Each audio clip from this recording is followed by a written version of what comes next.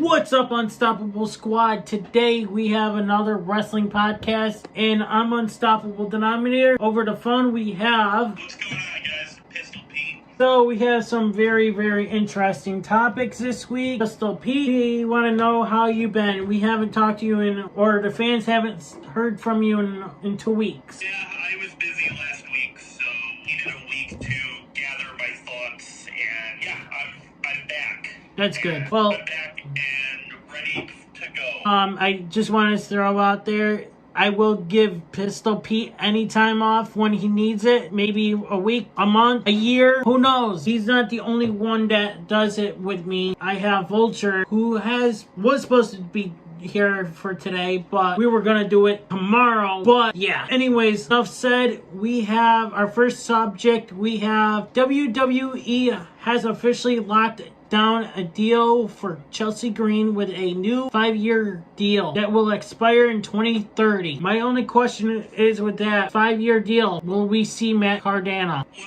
there's a couple ways this could go. The first, and if you asked the question, so this is my direct answer. I do believe that Matt Cardona wants to work in WWE again. It's something he said himself many times, and Chelsea Green's even brought up the fact that Matt Cardona's friends, like some of his best friends, are in WWE. So I believe he will come back. The other way this could go is something that, because they're a couple, sometimes people don't want to be in the same company as the other person, for business reasons or one way or the other. But I do believe, since Matt Cardona has said it himself, yes, I think we will see Zack Ryder, Matt Cardona back in WWE. It'd be great to see him in WWE, but great to see Chelsea Green signing a new deal. Maybe we'll see Matt go with WWE. Also, real quick before we move on, I'm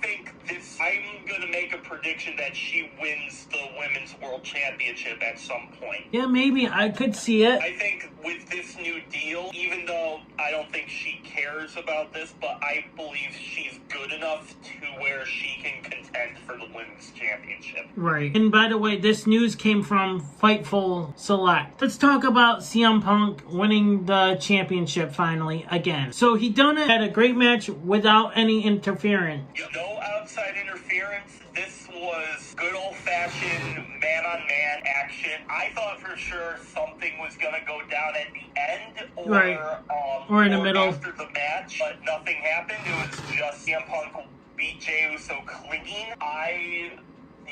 I think this was the right call to make. It corrected the point where CM Punk lost it at SummerSlam. Yeah, as much as I love Jey Uso, I think the title needed to go back to Punk first before Jey or anyone else. I thought Vision was going to come out and help CM Punk win it. Yeah. And with Jey Uso and Jimmy, and I thought Jimmy was gonna come out to save his brother, right? And accidentally super kick Jey and cost him the belt. That's my prediction. I thought that was gonna happen, but nothing actually happened. That was shocking how nothing happened, especially at the end of the match. Jey Uso didn't even done nothing. I'm surprised he didn't turn heel. Maybe they're saving that heel turn coming up. Or maybe he just isn't going to. Maybe he's just frustrated. Maybe these are frustrations coming out. But did you see his tweet that I showed in the group chat? Yes, I did. That he gave the middle finger and said, "You win, y'all." And I'll say here what I said in the group chat. WWE is smart. They would pull the trigger on it now. I am at a point where I don't think that's any more realistic. Right. I think if it happens, it will happen for Jey and Jimmy. I can't see a scenario where one is heel and one is babyface anymore. I can't. Yeah, I agree with you there. we've brought this topic up how many times on this show? Since I think week 1. Yeah. So since we started this podcast. At what point is this just okay? We gotta put this one to bed. I no longer believe that Jay is going to turn heel without Jimmy, and I also don't believe he's turning heel at all. At this point, these are probably just frustrations. Maybe we'll have to look and see going forward into like tomorrow, Monday episode of Monday Night Raw. So who knows? Maybe he might turn heel on Monday. He might. I don't know. Well, speaking of when you said you couldn't figure out the heel turns and stuff, you know, Cody Rhodes actually teased about turning heel on SmackDown at one point. Yeah, but here's the thing. And this is something I wouldn't have said about maybe 6 months ago. I believe there is a bigger chance of Cody Rhodes turning heel than Jey Uso at this moment in time. I think Cody Rhodes is definitely leaning more towards a heel turn for his character. I know I said this about Jey Uso, but again, like, at what point do we just have to accept the fact that he's not going to? I just think Cody's character would make more sense as a heel than Jay's character right now. A buddy of mine is getting, like you, but he's now, actually two are getting sick of Cody's character right now. So, this is something I don't believe that Cody is going to be faced for much longer. Especially the way how he acted on His main event and SmackDown and Raw this past week, yeah. They're definitely doing something with Cody. Because he did kind of use the belt. Drew had the belt in his hand. He used the belt to get the win. I saw that. Could this lead into Friday where Drew brings this up? Yeah, he did use the belt, and that's something.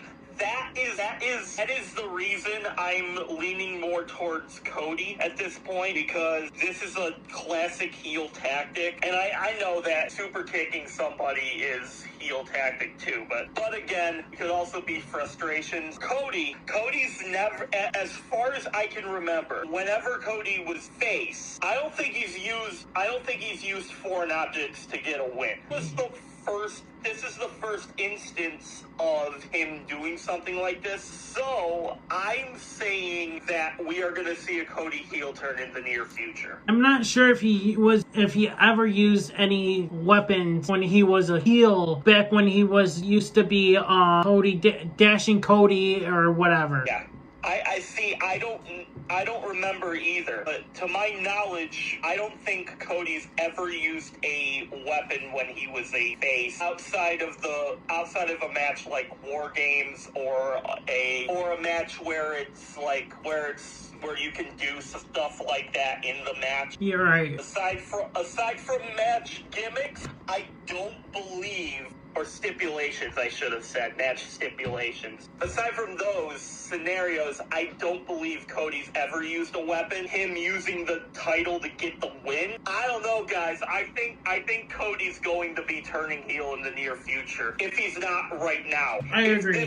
If this wasn't the heel turn, it's coming soon. Possibly, maybe we don't know how long Jacob Fatu is going to be out. Right. Maybe about 2 months or so. Yeah, and again, 2 weeks ago, I did say that I was not sure about Jacob Fatu, and I'm glad you brought that up. Unstoppable, this is another rare scenario where I have to say this. I'm on your side right now. I think it was Cody that attacked Jacob Fatu. I do too. I was not sure at first. It could have been a bunch of different people, and it still could be. It could have been Drew. It could have been Drew, but it could have been Punk. It could have been Drew. It could have been anybody. But the way how Cody's been acting, the way Cody has been behaving, that Cody's been acting lately, I think Cody attacked Jacob Fatu. Yep. Now, I think all signs are pointing to it. And if it's not Cody, I think it would be a great work for who actually did, because they're making me believe that Cody took out Jacob Fatu. Right. And that should tell you guys something. Because I'm always of the mindset, when a story like this goes down, I'm always of the mindset where the obvious choice isn't the person that's being booked. I no longer feel that with Cody Rhodes. I think Cody Rhodes was the one that attacked him. Now I thought Cody, because originally I thought Drew McIntyre did it. So I was like, I don't know. But now, because Cody, he's more of a face. After seeing him this past week, he's been acting more and more like a heel. So I think we're gonna see Homelander Cody coming very soon. It's gonna be interesting. And, this maybe that movie role made him turn away. Maybe Hollywood got to him. Right? Hollywood Rock taught him Hollywood best. Cody. Hollywood Rock taught him best. All right, so Jade Cargill wins and beats Tiffany Stratton for the women's title. And you know what? This actually, I don't know if you said it or someone said it on Facebook, but this works perfect for her heel character. Yes, I was the one that said that. Okay, so I definitely agree with you there. Yeah, 100%. Makes Jade's heel turn feel complete. You backstabbed your partner, go after the title and win it. That's exactly what she did. So I give Jade Cargill props for that. And this makes her feel more important forward as well. Because the worst thing you can do as a villain character, the worst thing you can do is go into a scenario where you finally make the turn, but then you lose your first appearance. The first major appearance in a match, if that first appearance is a loss, then all you're doing is making yourself irrelevant to everything going forward. And that's exactly what WWE did not want to happen with Jade Cargill. So I think the right person won this. Right. Once Bianca Belair returns with that broken finger, because I'm looking to see how long she's been out. She's been out since WrestleMania. And it says that there's recovery status as of late of October 2025. There hasn't been any out of action for several months with no return date announced. So this could be great for a feud between those two, as Jade is a heel now. Yeah, and you could also, this is something you can do. You can work Jade into the feud with Naomi.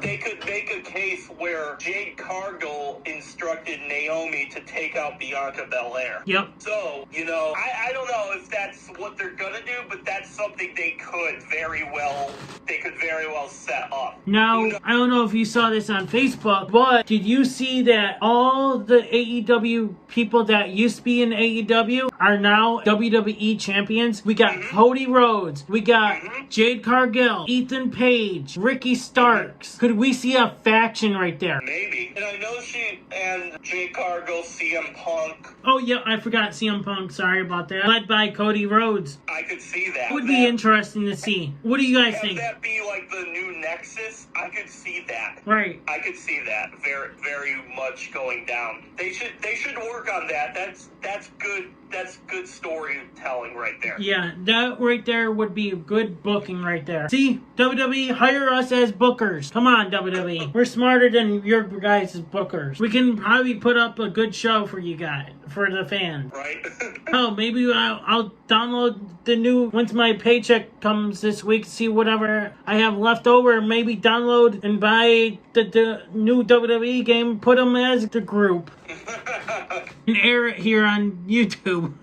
A tournament going on for John Cena's last opponent. John Cena says anyone from WWE like Raw, SmackDown, NXT, AAA, any of WWE or outside of WWE can be in this tournament. That's exactly what he said. Now, before anyone says, I don't think this is WWE saying, AEW, you can come over here. No, I don't think that's what's happening here. I think by saying outside of WWE, they're referring to TNA. Could we see a person like Chris Jericho show up in this tournament? Oh. I think we are. I think we are going to see that. However, I don't believe Edge will make an appearance here. Did you see Edge actually use the attitude adjustment over on AEW this past week? No, I don't think so. There was a clip. I don't know if it was from Dynamite or the other show, but it was Edge doing the "you can't see me" and then doing an attitude adjustment on his opponent. What do you think, Unstoppable? What's your thoughts? I mean, what, Edge or the tournament? The tournament. I mean, it's great to see a tournament, to see who's gonna face John Cena one. If it's someone from had faced John Cena before, that would be great to see them face John Cena one last time. Who knows? AJ Styles could be in that and be his last opponent again. He could. He'll be like, I want to beat up John Cena one last time in his career. That would be hilarious. Right? Don't know if WWE is gonna allow any AEW superstars. If AEW works with them, who knows? That would be a shocker, but I don't think so. I don't think that's gonna happen. I think it's gonna be free agents, or it's gonna be TNA or AAA. They're on C Wrestling. He did report we could see Jeff Hardy in the tournament. We could. So that is true. We could. Yeah, I think I love it. I think this is the best idea for it. I love tournaments because you never know what's going to happen or who's going to show up. And it seems like they're going to be like randomly selected. Yeah. Which I think is interesting. I love a good tournament because it brings so many different options available for them to use. And whoever wins this, it's gonna be huge on their career. It's gonna be the last time, and if this indeed is the last time we will see Cena, and I think it will be, because I don't think Cena would say it's his last match if it wasn't going to be. Well, do you think he'll make an appearance? Because C Wrestling did mention saying that after this last match, we will never ever see John Cena again, like make an appearance or anything. He said that we may not see him again. Listen, I believe him. I think Cena's a straight shooter. Guys, I'm actually speaking of John Cena, I'm actually wearing John Cena's shirt. It's not just because of the podcast. I didn't realize that I was wearing it. I actually put on a shirt last night for work and everything, and boom, here we go, John Cena. Yeah, I believe Cena's a straight shooter, so if Cena says he's not going to make another appearance, I will believe that. And it just makes me more curious as to who that final opponent is going to be. But we're going to have to wait and see on that. Our next topic is Dominic Mysterio claims that his parents used all the WWE money he earned as a kid to pay Alea's college fund. This is wild. If that is true, no wonder why he's been holding a grudge all these years against Rey Mysterio. Well, yeah. I mean, this is interesting because I don't really have a retort on this, but I guess it would make sense as to why he's like been going after Rey Mysterio. Yeah, that's pretty interesting, and it kind of brings new light into the story with him. But right. I mean, if it's to fund Elena's college run, then I guess I wouldn't be like pissed at my parents for that. If they were funding like my sister's college, I mean, that makes sense. Yeah, but with all your hard-earned... I would be annoyed at them for doing so. But especially all that hard-earned money that you earned from as you were a kid on TV. Your sister didn't do nothing? Come on. That's my hard-earned money. That's my money. I would be investing... If I was his parents, I would have invested in putting his money into a savings or put it into stock markets for him growing up. Yep. Investing into a savings or something, so that way he would have had something. But no, apparently if this is true, they decided to put it all to her college, which I would have been, growing up knowing that, I would have been pissed. Yeah, now that you put it like that, yeah, that would annoy me. Yeah, that would annoy me. Yeah, they could have easily made a savings account for him when he was younger, and then put it in his name when he's able to work. Right. You know, he could have used that money and got a better training than what he got. Like, you know, who knows who he got trained? Probably by his father. Speaking of that, you know, Eddie Guerrero wouldn't have done that. I guarantee he wouldn't even done that. Damn, Eddie Guerrero would never, ever do that to his own son. Right. Same dude who lies, cheats, and steals heels. I mean, look at Dirty Dom. He lies, cheats, and steals. His son's money to fund somebody else. Right. I don't know. Yeah, they could have made a saving. What's next? Well, speaking of Dirty Dom, you know how he's been scared of losing the belt now? Now he says that, oh, I don't cheat. Dude, you have cheated in the past. You've cheated numerous times. And not just that, he kind of cheated on winning this week on Saturday Night Main Event. Kinda, yeah, because he rang the bell to save his ass from losing the belt. He rang the bell to make Rusev stop the hold. To make Rusev lose, yes, yeah, but he didn't. But he lost anyway, but it wasn't due to that.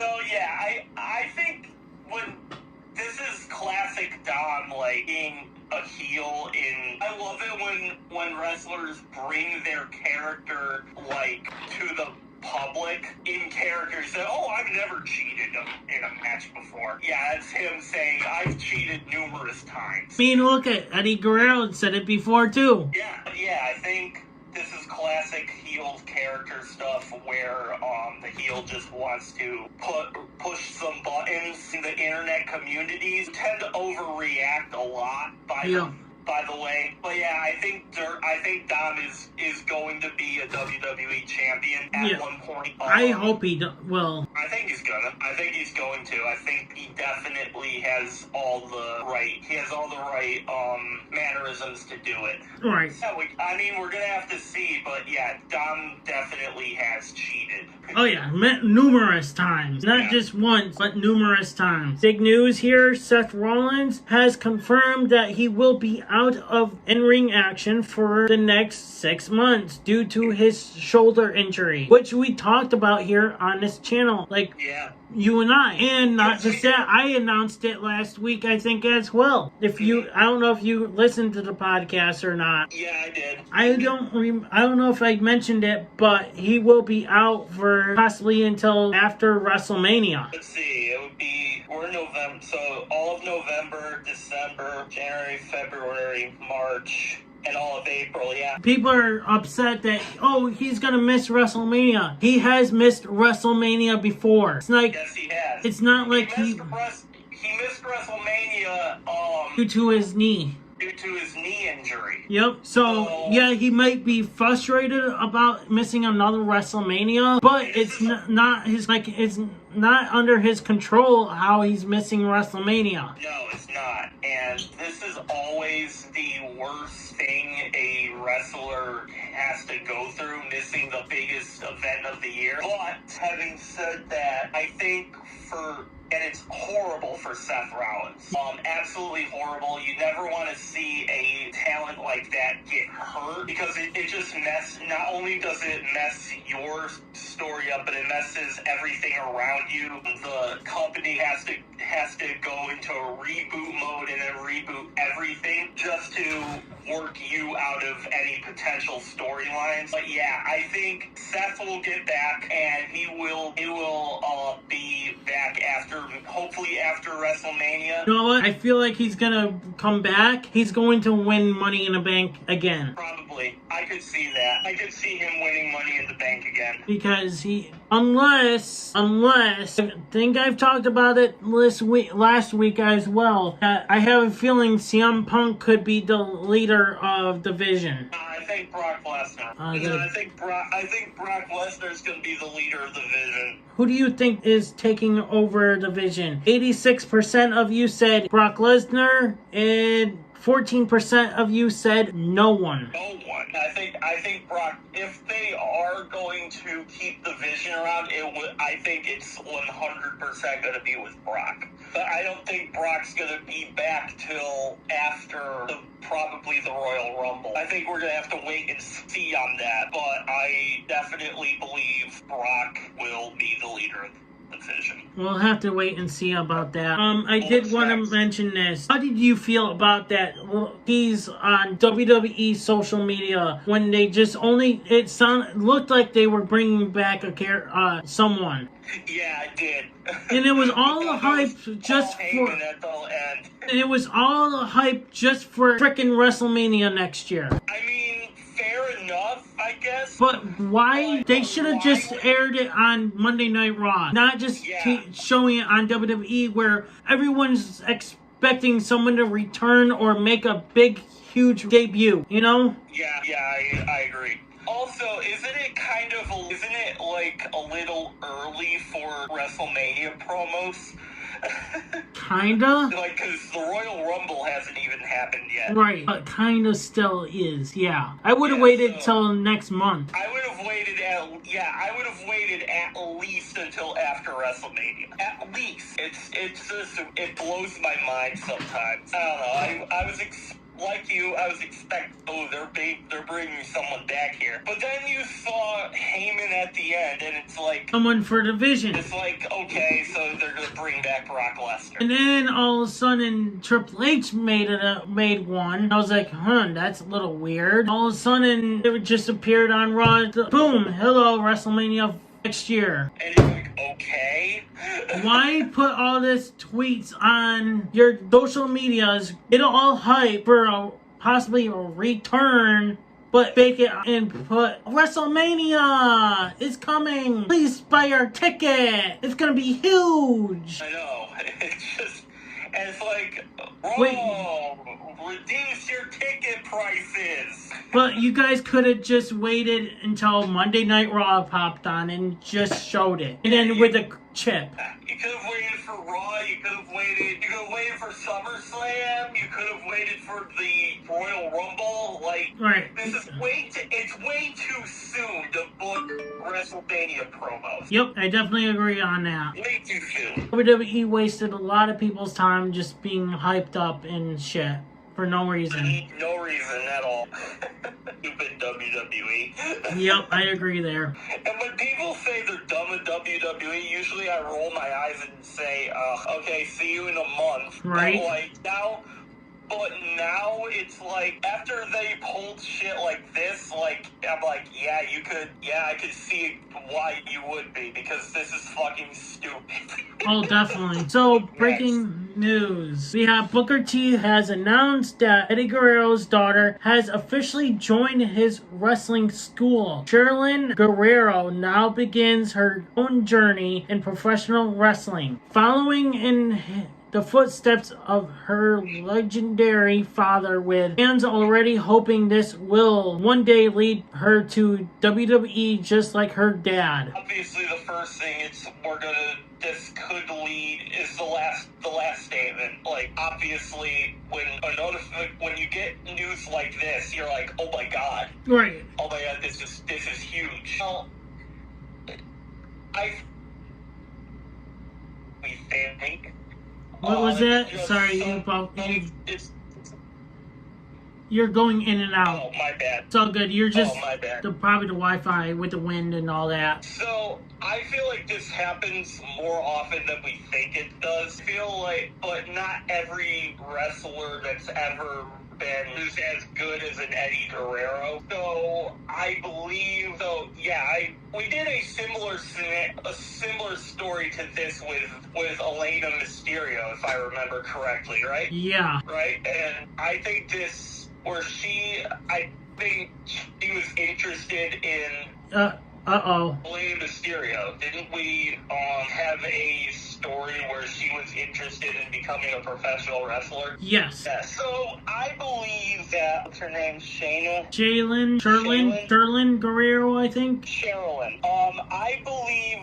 I believe one day we will see her in WWE. But will she do what her dad done? Like the same moves? Or will she do her own moves? I mean, maybe. Maybe she might do a little bit like I would like to see her do her own stuff, but that's just me. I would like to see her do her own things. Right. I would like to see her do what her dad did on the top, and just to be for the memory of her dad. CJ Perry announces her new podcast, Identity Crisis, launching November 3rd, which is tomorrow. It is tomorrow. Which, as you guys are watching this, was yesterday. And her first guest will be with her husband, Rusev. Of course it will. Who knows what this is going to be all about? This is going to be interesting. Will you go take a listen to this? I might be interested in see what she has to say. Possibly right after I listen to a podcast that I'm listening to, Trailer Park Boys, I might go take a listen to this podcast. Once I get done, maybe I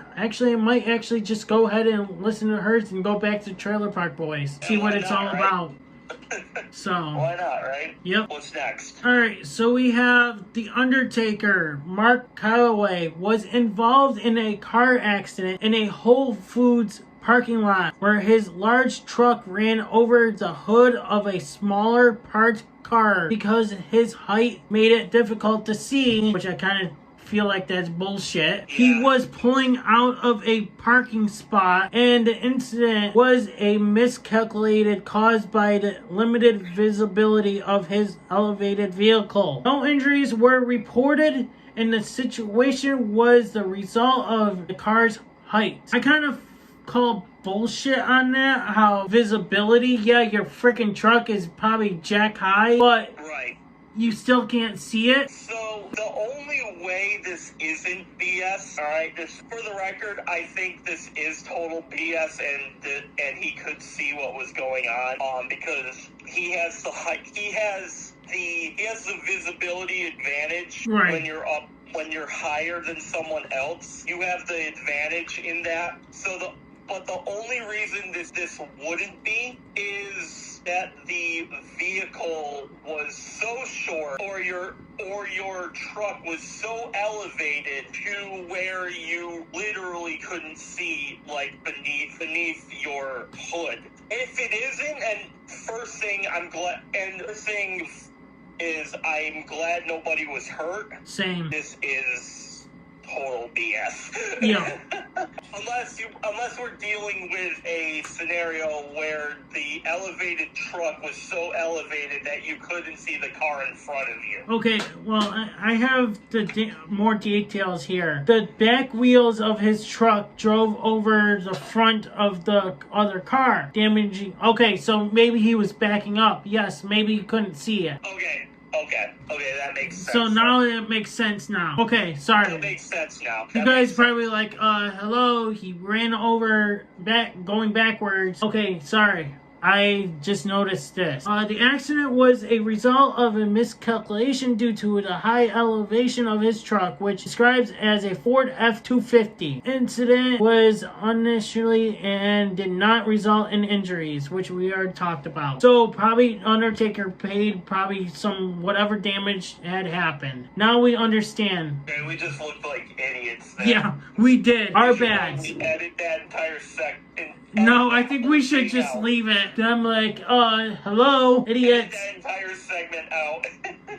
No, I think we'll leave it. Glad no one was hurt. We had one job, not to look into more details. Even though I had it written in my notes here, but I just didn't look. Okay. The way how it was wording all that in the beginning was like, hello, that doesn't make any sense, you know.